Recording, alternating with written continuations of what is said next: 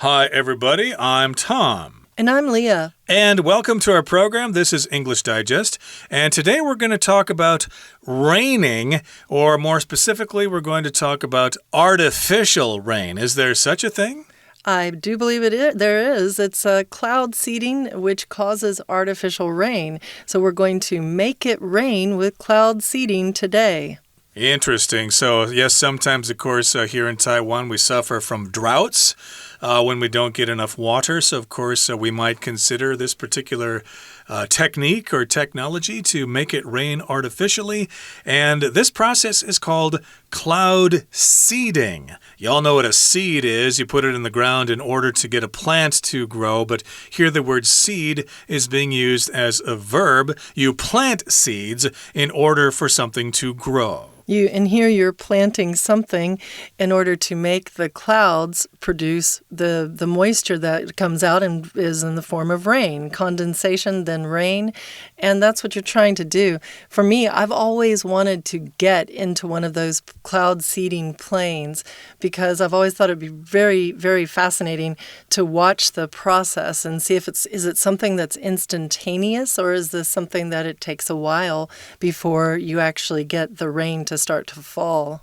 Interesting. I wonder if skydiving would cause it to rain somehow. If somebody went through the clouds or something, who knows? But we're going to talk about trying to make it rain with cloud seeding in today's program. So let's get to it, everybody. Let's read the entire contents of our lesson right now, and then we'll be right back.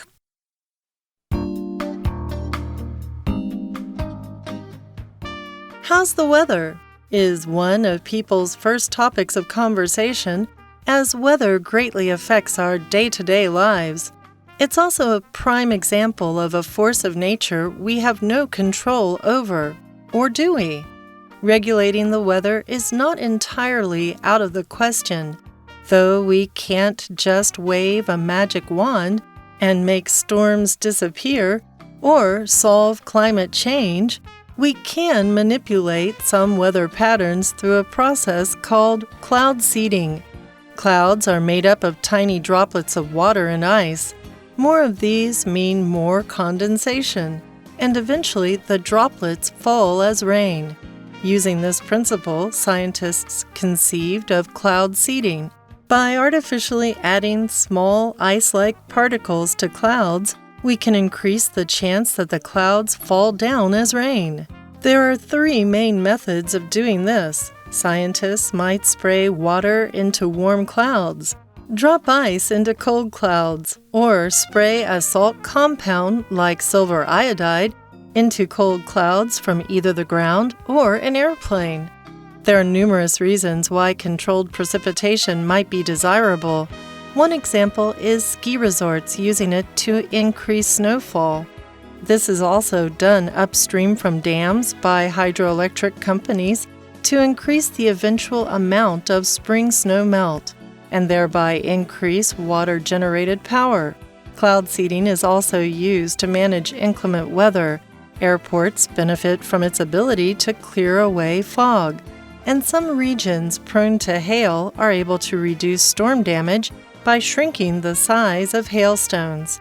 Whatever benefits cloud seeding holds, though, manipulating the weather isn't without disadvantages. Cloud seeding is a costly procedure.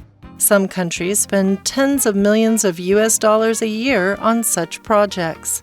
Also, despite being classified as safe for the environment, the silver iodide used to seed clouds may not be fully harmless. It's been known to contaminate soil, and long-term exposure can cause harm in humans and animals. Additionally, although cloud seeding might help with small-scale weather manipulation, it can't address the larger problem of global climate change. Though such human-controlled weather might seem like magic, we should bear in mind that it is still not a solution to our greatest threats.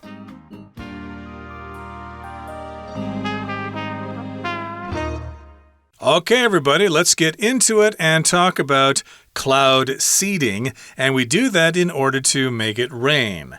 Now, of course, when you meet people in Western countries, especially in America, where I'm from, the weather is a common topic of conversation. So you will hear this, how's the weather? Hey, nice weather we're having. Again, it's one of people's first topics of conversation as weather greatly affects our day-to-day lives. Yes, so we're talking about things that people have as a topic of conversation every day.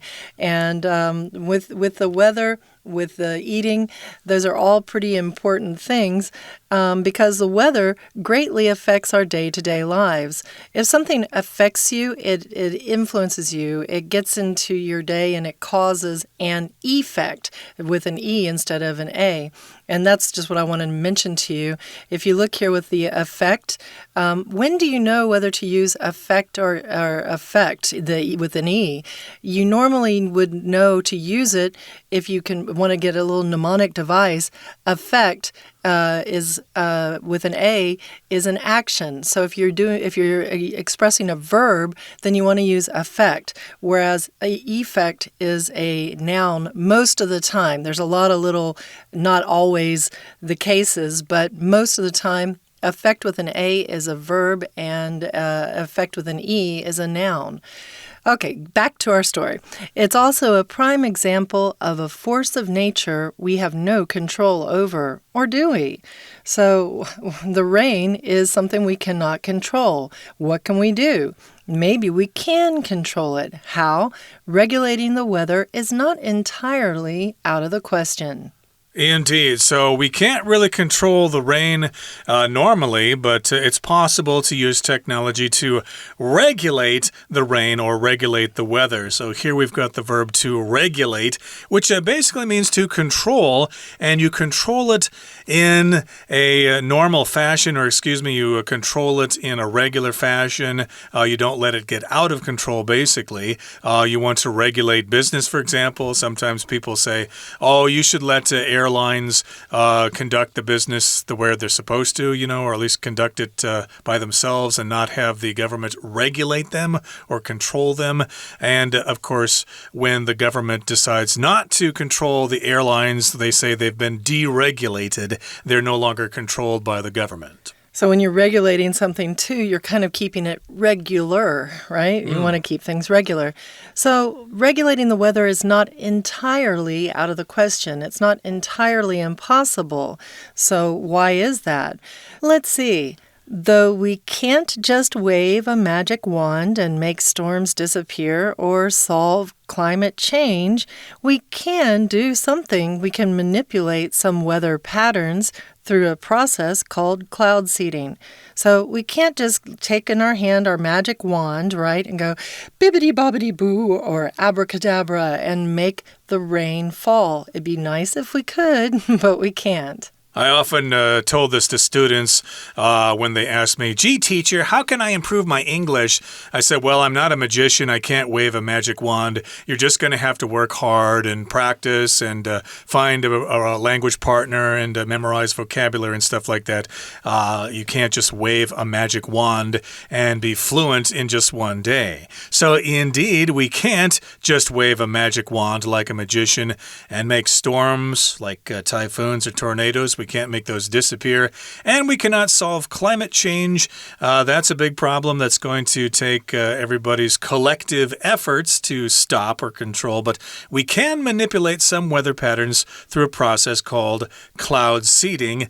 And we have mentioned that this is our topic of today, our topic for today, cloud seeding, making it rain artificially. What is cloud seeding? I guess we're going to have to look at the next paragraph.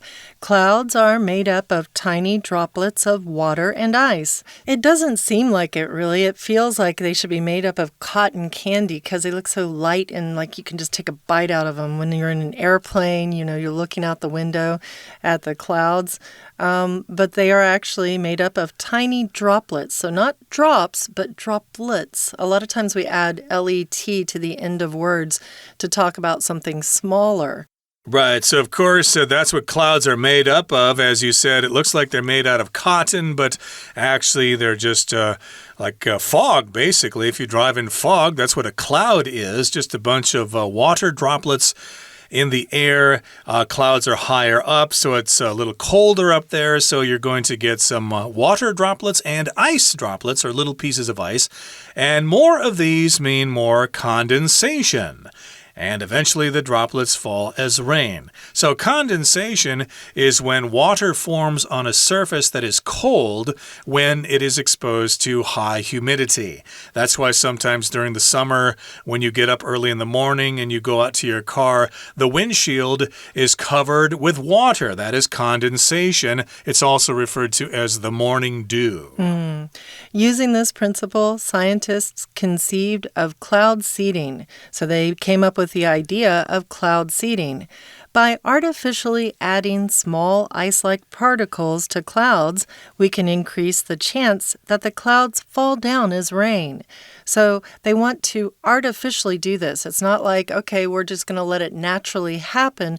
We're going to cause it to happen. If something is artificial, it's not originally the way it was. So if you have artificial flavoring added to food, it didn't originally taste that way, but then maybe you add a lemon flavor to it to make it taste more lemony.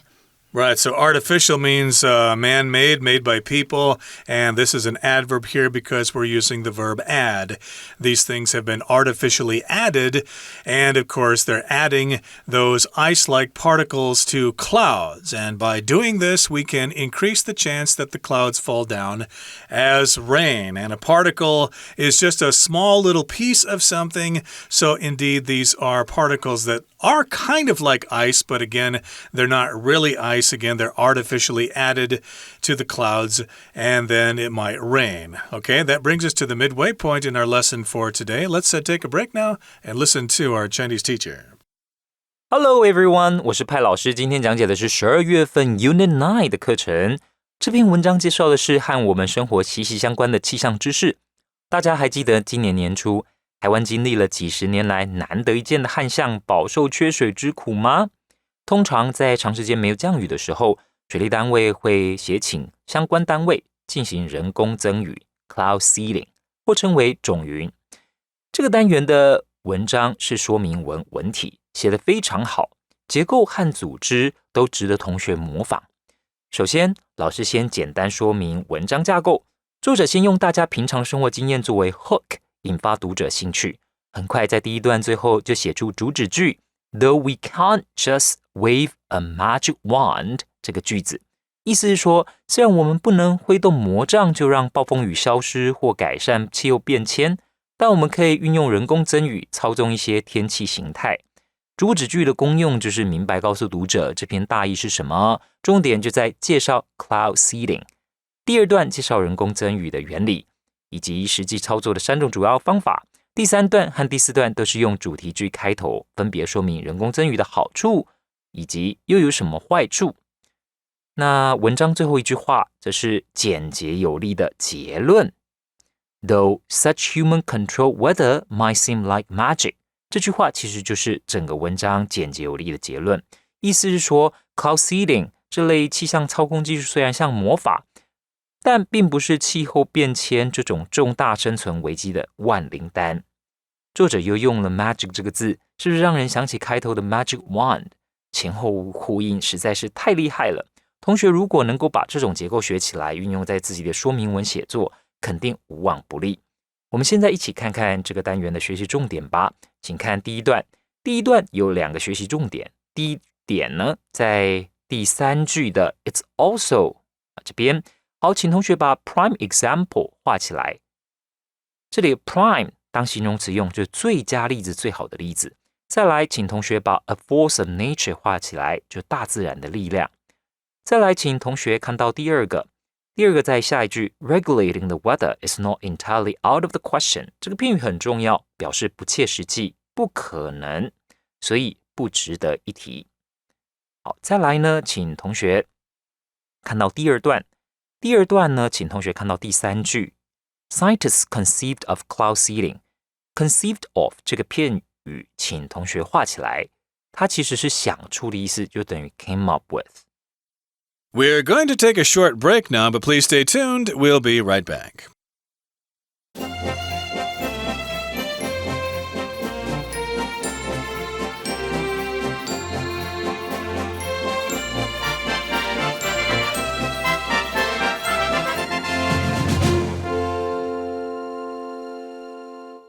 Okay, so again, today we're talking about cloud seeding.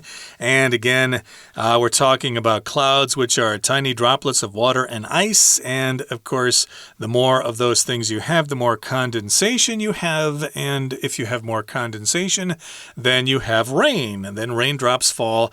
Raindrops might be falling on your head. Raindrops keep falling on your head. There you go, exactly. So in this case, though, we want to do this artificially because sometimes it just hasn't rained for a long period of time and we've got a drought and the reservoirs are empty or something like that. So we artificially add these small ice particles to the clouds and we increase the chance that the clouds fall down as rain. Now, there are three main methods of doing this. There are three different ways of cloud seeding or of seeding the clouds. Scientists might spray water into warm clouds. They might drop ice into cold clouds or spray a salt compound like silver iodide into cold clouds from either the ground or from an airplane. And really, this is very confusing if you just look at it. If it's not something you've ever experienced before, you might not quite get what all of this is. But if you think about it, you're spraying water. So if someone has a water hose and they're spraying water out of that water hose, then it gets things wet, right? You get the floor wet, you get your friend soaked down if they're hot in the summertime and you spray them down. So they're spraying water into the warm clouds, which you would think would almost cool them down. I don't know. Or you drop ice into cold clouds. So do you want it to be colder? And you spray a salt compound like silver iodide into cold clouds from either the ground or the airplane. Very interesting. It brings up a lot of questions to what's really going on here. Well, there are numerous reasons why controlled precipitation might be desirable. So there are many, many reasons why you might want this rain, this artificial rain to fall down from the skies. Right. So, of course, you do this using various methods. Again, as you said, you might spray warm water into the clouds. You might drop the ice into cold clouds, or you might spray a salt compound into the clouds. A compound is a mixture of different chemicals. In this particular case, one example would be silver iodide. Iodine is dian. That's an element, but iodide is a kind or a form of iodine. So iodide, I think it's dianhua wu, as you say in Chinese. And this one is combined with silver. You've got iodine and silver mixed together. So that's a compound. And you spray that into the clouds. And you can do this either from the ground or from an airplane. Either way, it sounds like it would be quite difficult. How can you spray that stuff so high in the sky? Again, just so many interesting questions come from the idea of cloud seeding. But there are numerous ways to do it, right? The three ways we just mentioned. There's a lot of them. One example of a place that might get some sort of a benefit from the cloud seeding is ski resorts using it to increase snowfall. So if you've ever been to a ski resort, these are places where you can go. A resort is a place where you can go and enjoy the facilities that are there. There's, beach resorts. There are probably camping resorts that have certain facilities there. Maybe a lodge where you can sit and have your hot chocolate for a ski resort. And there's also ski pists, and that's Pistes, pists, that you can go down on your skis or your snowboard, or you can go down them on sleds. But the thing is that if you've ever been down those pists, you'll see these machines on the sides. And these machines shoot out, I guess, either the silver iodide or probably water or colder ice to create the snow. And the snow then is very fresh and light. And as you ski down these pists, you have this lovely snow to ski down instead of hard snow that is, really painful if you fall, which tends to happen to me. Okay, well, I've read about this. I think ski resorts all over the world are having problems with climate change because it's snowing later and later in the year, and then the snow is melting earlier and earlier in the spring. So they might want to create this snow artificially. And yes, you could do that by cloud seeding to make it snow, say in November or something like that. So you have snow on the slopes and stuff like that. So ski resorts would benefit from that. This is also done upstream from dams by hydroelectric companies to increase the eventual amount of spring snowmelt and thereby increase water-generated power. Now, sometimes dams, which hold back water, are used to generate electricity, and they're going to seed the clouds upstream, which means higher in the elevation where the rivers start in the mountains, so they want it to snow there or at least rain there. I guess it's snowing here. They want the snow to gather in the mountains, and then they will melt in the spring, and then the water will flow into the dam, and then the dam will generate electricity. And if we go on, cloud seeding is also used to manage inclement weather. So at airports, they can benefit from its ability to clear away fog. And some regions that are prone to hail, they are also able to reduce storm damage by shrinking the size of hailstones. So these are just different ways that they're able to use cloud seeding to make situations better. You can manage inclement weather. Inclement to me is bad. It's not good weather, right? So inclement weather is normally big rainstorms or big snowstorms and things like that. And then airports benefit from this ability. The regions that are prone to hail is when you get the balls of snow or ice, actually, balls of ice that come down. And hail damage can be really expensive for people who live in areas with a lot of hail. If hail falls on your car, it leaves dents. It can even break windshields.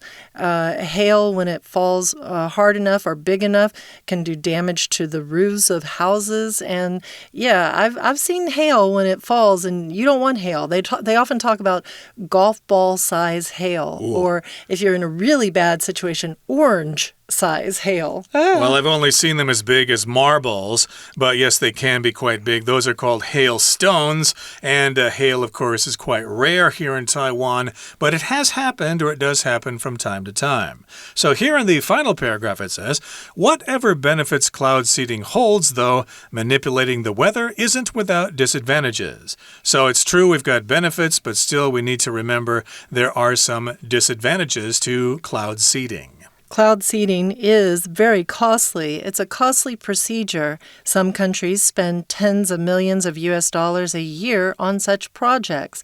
So if something is a procedure, it's a process, and it's a costly process. You can get a surgical procedure. If you break your leg, then you might need to have an operation on your leg. That's a surgical procedure.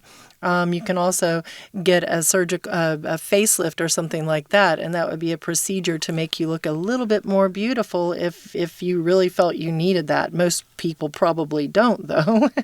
Well, it is a costly procedure. It's quite expensive, but lots of countries spend tens of millions of US dollars a year on such projects. They feel it's necessary.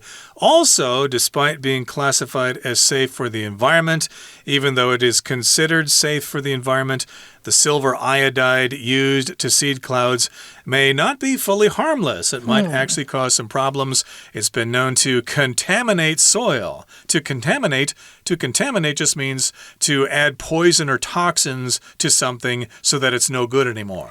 Sounds like you don't want to be skydiving through that then at the end. Sounds scary, yeah. Additionally, although cloud seeding might help with small-scale weather manipulation or, changing it around into something else, it can't address the larger problem of global climate change. So it can fix little problems, maybe small-scale little problems, but it can't fix the big ones.